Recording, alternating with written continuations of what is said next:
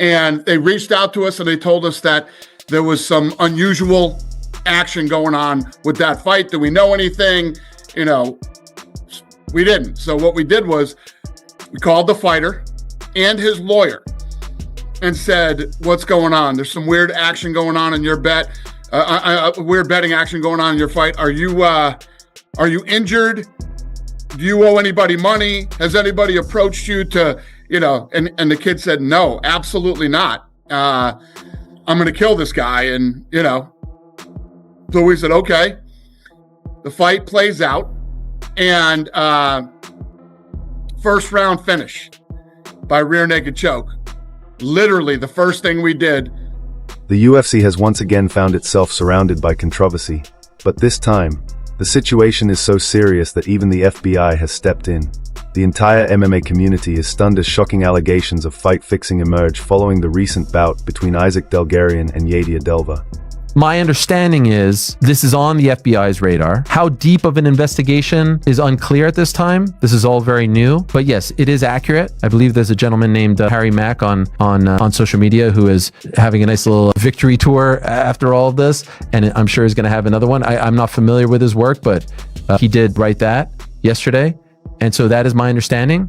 And my understanding is that this is not an isolated incident. And what I mean by that is I have talked to multiple people who have either experienced or know of others who experience situations where they have been approached about their willingness to do something like this. So I have been told by multiple people that they have been approached, they have been talked to and said, are you interested in this? Are you interested in throwing a fight for X amount of dollars? Believe that's what happened with Darrick Minner. And all signs right now are pointing to something of that sort happening here. This is a massive issue for the UFC. And when you consider, now I haven't been told this part that I'm about to say, when you consider the questionable refereeing as of late, you can't help, I said this last week, you can't help but let your mind go there as well, because there's no other possible explanation for some of the wacky stuff that we have seen as of late. And it's very easy to do. It's extremely easy to do. We've seen it.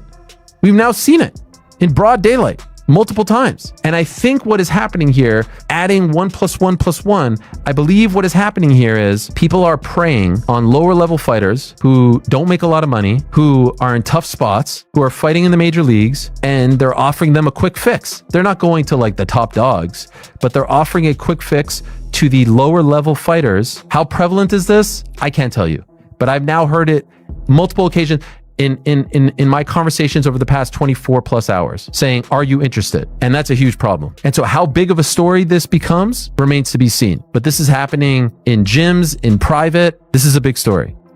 If proven during trial, the UFC would stand to pay up to $1.6 billion in damages to 1,200 fighters who competed for the promotion from 2010 to 2017. I might get a paycheck. Holy shit, dude. Do you have an argument?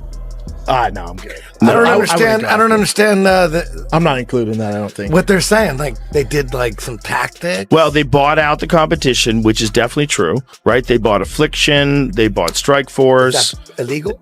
No, they do it in everything. Yeah. But in some businesses, there's they will like break you up if you have a monopoly, and it seems to be at the very least connected politically. That's where it gets weird. It's like, how much money are you donating to the Democratic Party? How much money you donate to the Republican Party? How much money do you spend on whatever programs they want? Joe Rogan, along with countless fans and analysts, has been left completely speechless at how deep this situation might actually run. Just hours before the fight, betting lines suddenly flipped. Delgarian, who entered as a massive favorite, was mysteriously listed as the underdog after a wave of unusual wagers came through. Then, during the match, Delgarian was choked out in the very first round, a result that instantly raised eyebrows among fans, and definitely caught Dana White's attention.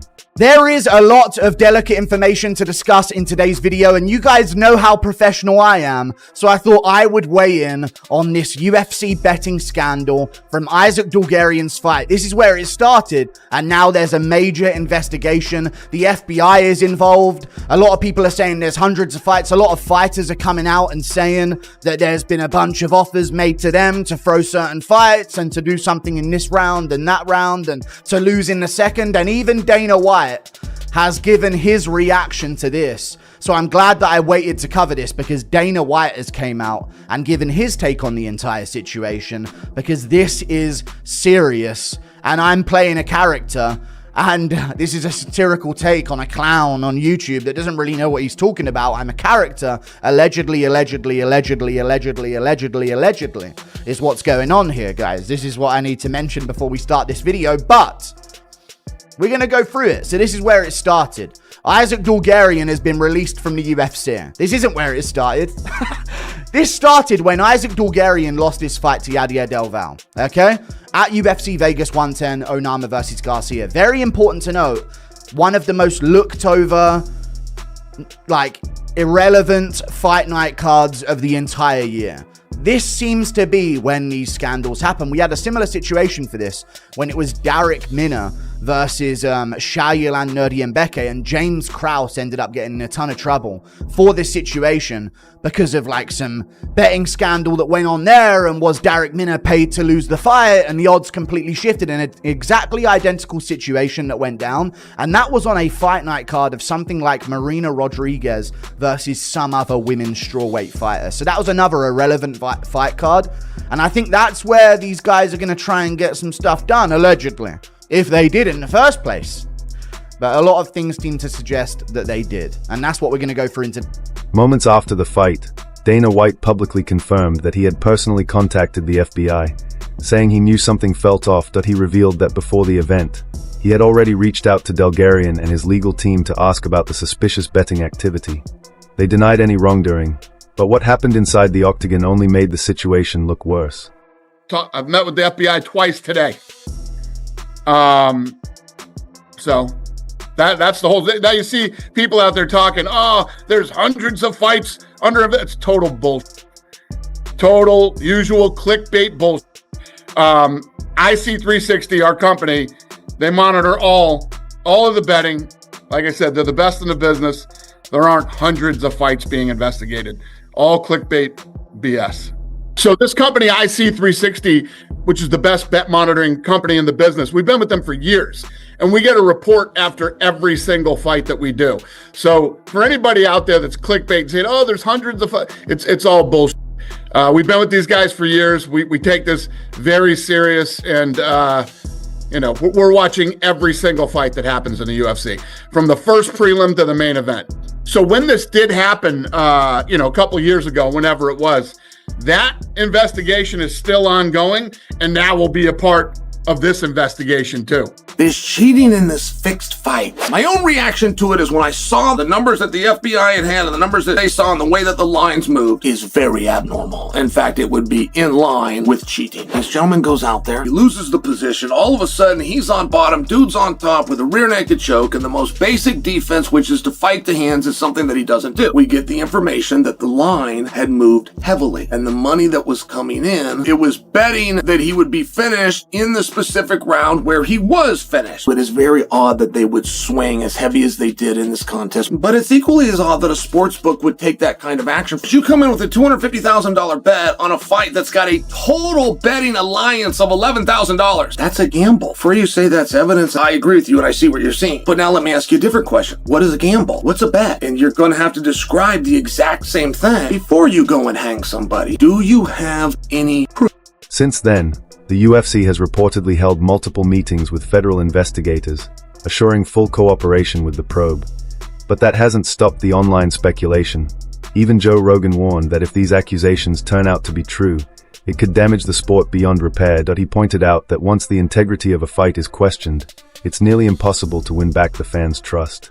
Many are now comparing this case to the 2022 betting scandal involving Darek Minner and coach James Krause, a dark chapter that still haunts the sport. Continue, and that's from his perspective at the end. So because of the fact that Dulgarian said, I'm not rigging the fight, Dana went, so we kept it going. Even though there was like all of this abnormality and actual agencies calling him saying something's going on with the Dulgarian fight. What? Something going on with the Dulgarian fight? I mean, come on, you guys. I called him and he said no. Come on. Let's let this thing play out. Fucking 2 million on a baccarat table last night. Of course I did. This does not look good for someone who's like hooked on gambling. But I don't know if Dana would like.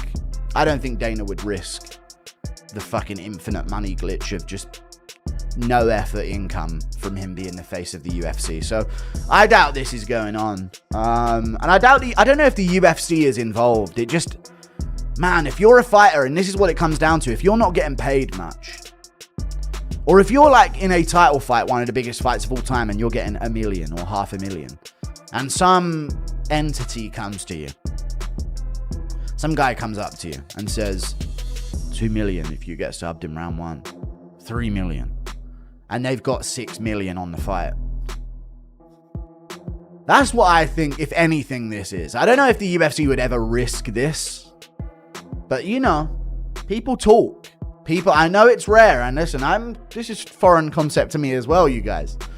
But people do communicate in real life, like not with a phone call or by text or by email or anything that can be like checked back and verified and traced. They do just meet up with someone and say, listen, this is off the record, we're doing everything. You know what I'm saying?